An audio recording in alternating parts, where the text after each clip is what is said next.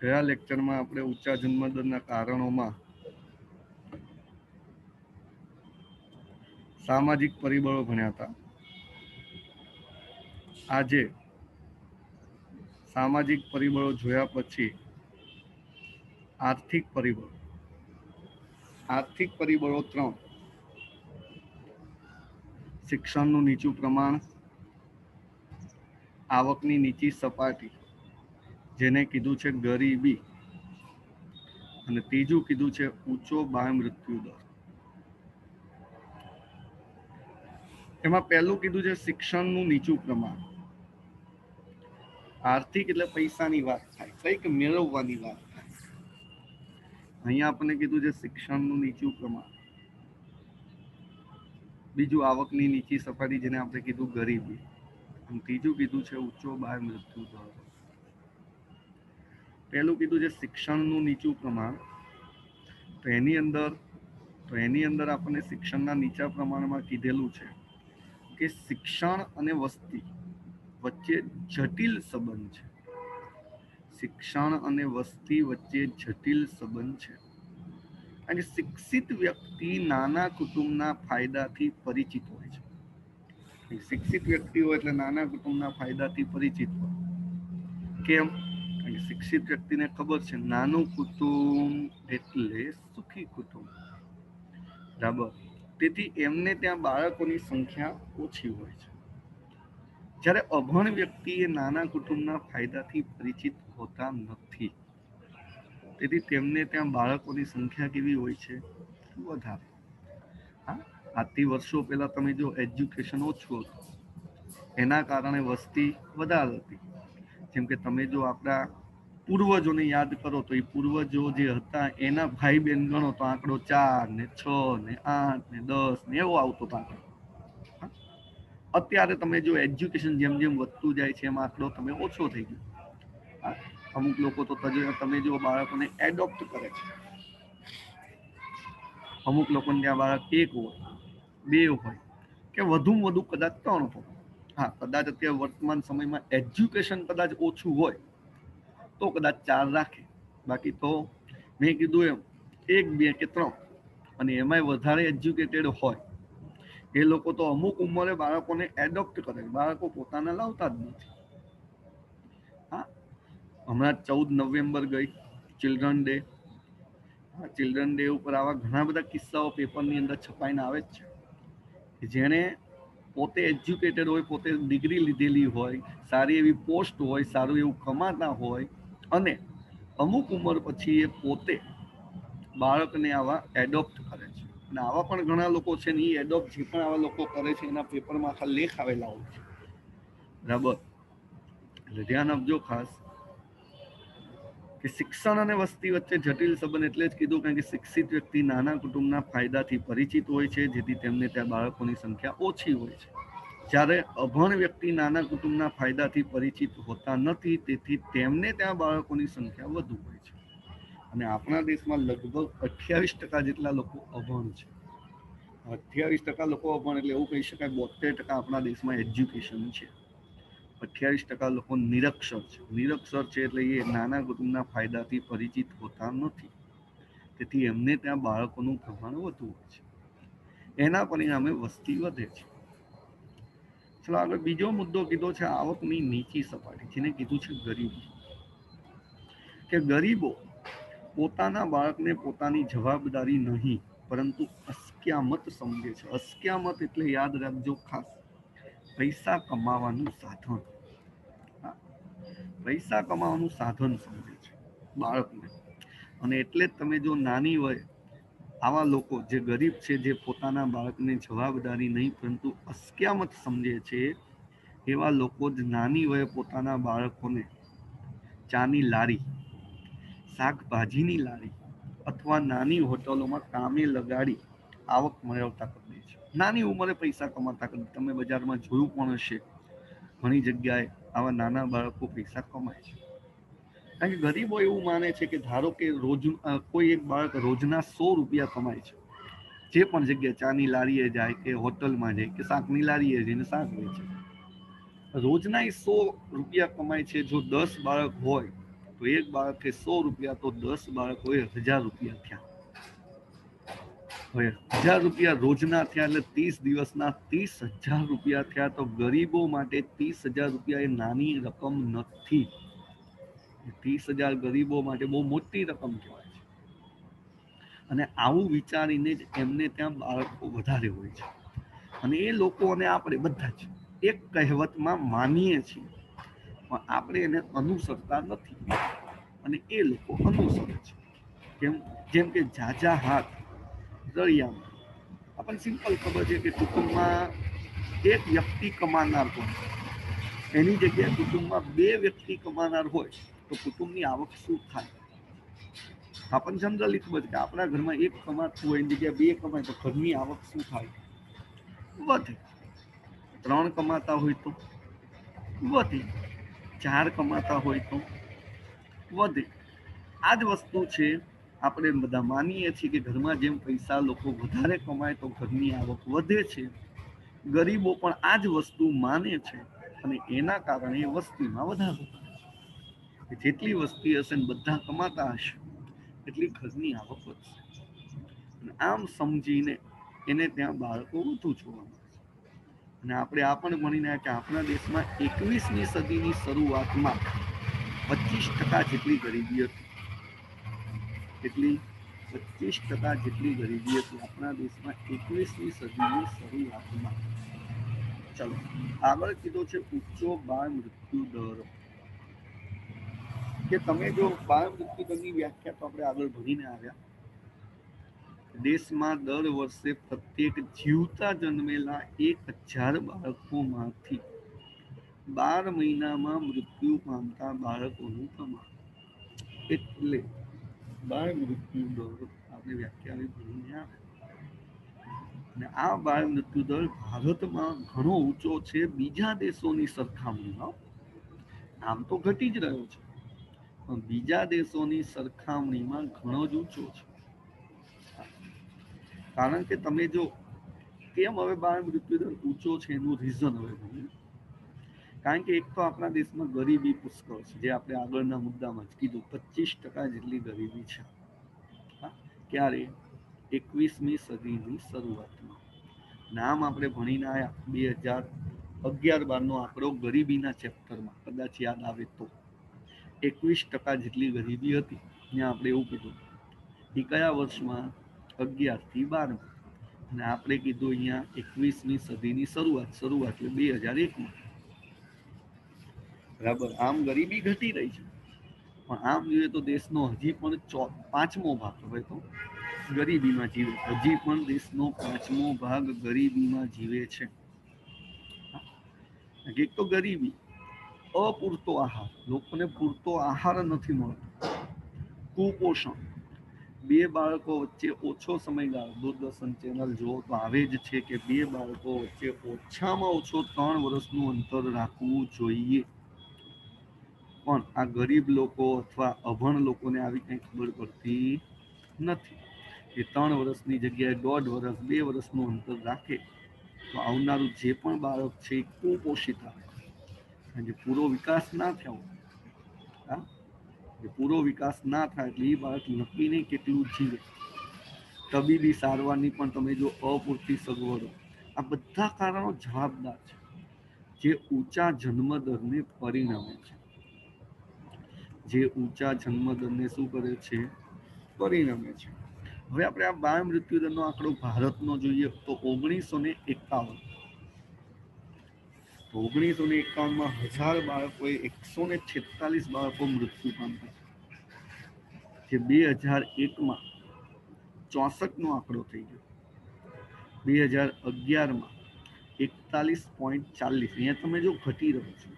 ને આપણે આગળ વસ્તીના ગરીબીના પાઠમાં ભણીને 2014માં, આપણે આ ચેપ્ટરમાં નથી પણ ગરીબીમાં આપણે ભણીને આવ્યા છીએ. 2014માં આ આંકડો 39નો થઈ ગયો છે. બરાબર. શું થઈ ગયો છે? 39નો થઈ ગયો છે. બરાબર. આ ધ્યાન આપજો ખાસ. બરાબર. 39નો થઈ ગયેલો છે.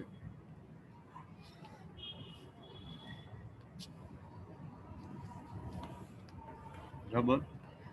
ચાલો વાંચી નાખો. પછી આગળ વધીએ છીએ.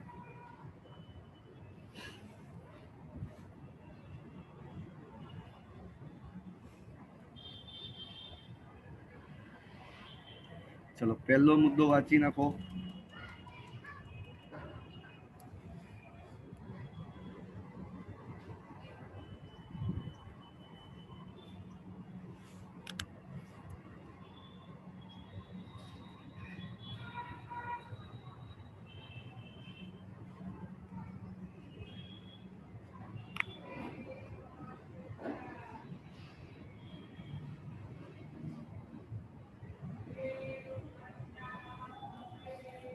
પહેલો મુદ્દો વચાઈ જાય પછી આપણે બીજો મુદ્દો વાંચીએ છીએ.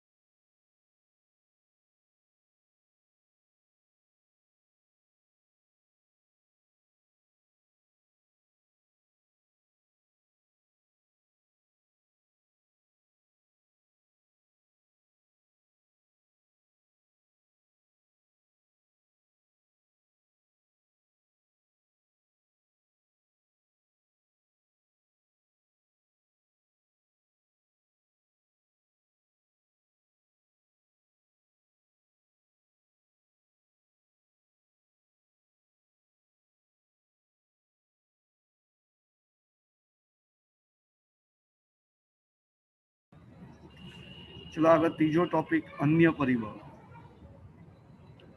અન્ય પરિબળોમાં બે મુદ્દા કીધા છે, ઊંચો પ્રજનન દર અને કુટુંબ નિયોજન અંગેની માહિતીનો અભાવ. આમ મેં કીધેલું જ છે, આ ચેપ્ટરમાં મોસ્ટ ટાઈમથી જેટલા પ્રશ્નો છે એમાં આપણે જે અત્યારે પ્રશ્ન ચાલી રહ્યો છે ઊંચા જન્મ દરના કારણ, એ બીજા નંબરનો મોસ્ટ ટાઈમથી પ્રશ્ન છે. એ બીજા નંબરનો મોસ્ટ ટાઈમથી પ્રશ્ન છે. એમાં અન્ય પરિબળોમાં પહેલું કીધું છે ઊંચો પ્રજનન દર, બીજું કુટુંબ નિયોજન અંગેની માહિતીનો અભાવ. ચાલો એમાં શુભ શરૂઆત કરીએ. ઊંચો પ્રજનન દર કે વર્ષ દરમિયાન 15 થી લઈને 49 વર્ષની વય ધરાવતી દર 1000 સ્ત્રીઓના કુખે જીવતા જન્મેલા બાળકોની સંખ્યા. વય યાદ રાખજો, 15 થી લઈને 49. આપણે આગળ કીધેલું જ છે કે આપણા દેશમાં કોઈ પણ સ્ત્રી 15 થી લઈને 49 વર્ષ સુધી બાળકને જન્મ આપી શકે. પણ આ 15 થી 49 જે કીધા છે એની આપણા ઇન્ડિયા વાળાએ જેસી કે તેસી કરેલી છે. હા, તમે પેપર વાંચ્યા હોય તો તમે જો ઘણા બધા એવા કિસ્સા આવેલા છે કે 68 વર્ષની સ્ત્રીએ પણ બાળકને જન્મ આપ્યો. 68 વર્ષની સ્ત્રી કીધી, હકીકતમાં તો 68 વર્ષના ડોસી હોય. આપણા દેશમાં 68 વર્ષની સ્ત્રીએ પણ બાળકને જન્મ આપ્યો છે. અને લગભગ એક ગયા વર્ષનો જ કિસ્સો છે આંધ્રપ્રદેશનો. લગ્ન પછીના 54 કે 56 વર્ષ, લગ્ન પછીના, અને એની પોતાની વય કંઈક 74 વર્ષ છે, એવું કંઈક છે, બરાબર, કે 74 વર્ષે પણ બે ટ્વિન્સ બાળકીને જન્મ આપ્યો. 74 વર્ષે કે 72 વર્ષે એવું કંઈક જ છે અંદાજે. ગયા વર્ષનો જ આંકડો છે ને આંધ્રપ્રદેશનો છે, બરાબર.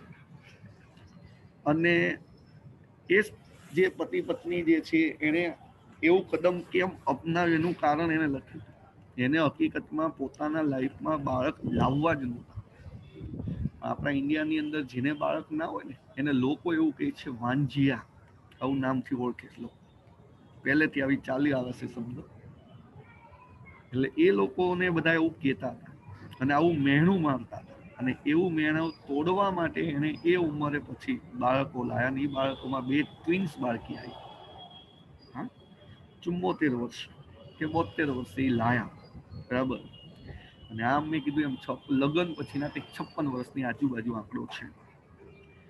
એ જે કિસ્સાઓ ઇન્ડિયાના છે એ આ 49 વર્ષની વય ધરાવતી એના આંકડા તોડી નાખ્યા છે, એમ કીધું, બરાબર. આ પ્રજનનની વ્યાખ્યાને બાળકને જન્મ આપી શકે તેવી 15 થી 49, જો ધ્યાન આપજો કે 15 થી 49 વર્ષની સ્ત્રીઓ 1961માં સરેરાશ 6 બાળકને જન્મ આપતી. એક સ્ત્રી 6 બાળકને જન્મ આપતી ત્યાં 15 થી 49 વર્ષ, જે આંકડો 2011માં ઘટીને 3 જેટલો થઈ ગયો. ઘટીને કેટલો થઈ ગયો? 3 જેટલો. ચલો બીજું આપણને કીધું છે કુટુંબ નિયોજન અંગેની માહિતીનો અભાવ. કુટુંબ નિયોજન અંગેની માહિતીનો અભાવ. તો કુટુંબ નિયોજન એટલે બે બાળકો વચ્ચે રાખવામાં આવતો સમયગાળો. મેં હમણાં જ કીધું, ટીવીની અંદર જાહેરાત આવે જ છે કે બે બાળકો વચ્ચે ઓછામાં ઓછું 3 વર્ષનું અંતર રાખવું જોઈએ. અને બીજી એક વ્યાખ્યા લખી છે, કુટુંબ નિયોજન એટલે યોગ્ય માતૃત્વ અને યોગ્ય પિતૃત્વ પ્રાપ્ત થાય તેવું આયોજન.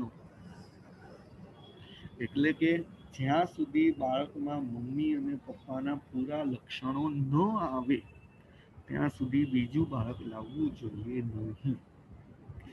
એટલે જ કીધું છે 3 વર્ષનું અંતર બાળકમાં પૂરા લક્ષણો આવે. પણ ભારતમાં તમે જો એક તો સામાજિક રીત રિવાજો, ગરીબી, ધાર્મિક માન્યતા, શિક્ષણનું નીચું પ્રમાણ, આ બધા પરિબળોને કારણે કુટુંબ નિયોજનના કાર્યક્રમો અસરકારક બનતા નથી. એક તો રીત રિવાજ છે કે આજથી વર્ષો પહેલા દાદાની પેઢી ચાલી આવે છે. હા, તમે જો હજી પણ ઘણી બધી કાસ્ટમાં છે જ કે ઓછામાં ઓછા આટલા બાળક તો લાવવા જ જોઈએ. ગરીબી તો આપણે આગળ ભણી ગયા. પછી કીધું છે ધાર્મિક માન્યતાઓ. આવા બધા પરિબળો, શિક્ષણનું નીચું પ્રમાણ, બરાબર, બધા પરિબળોને કારણે જે આ કુટુંબ નિયોજન જે કીધું, બે બાળકો વચ્ચે અંતર રાખવું જોઈએ એ રાખી શકતા નથી, જેના કારણે વસ્તીમાં શું થાય છે? વધારો થાય છે. ચલો બંને મુદ્દા વાંચી નાખવા લો પહેલેથી. પહેલા તો બંનેના નામ વાંચો, અન્ય પરિબળો જે હમણાં વાંચ્યું એ રીતે જ, બરાબર.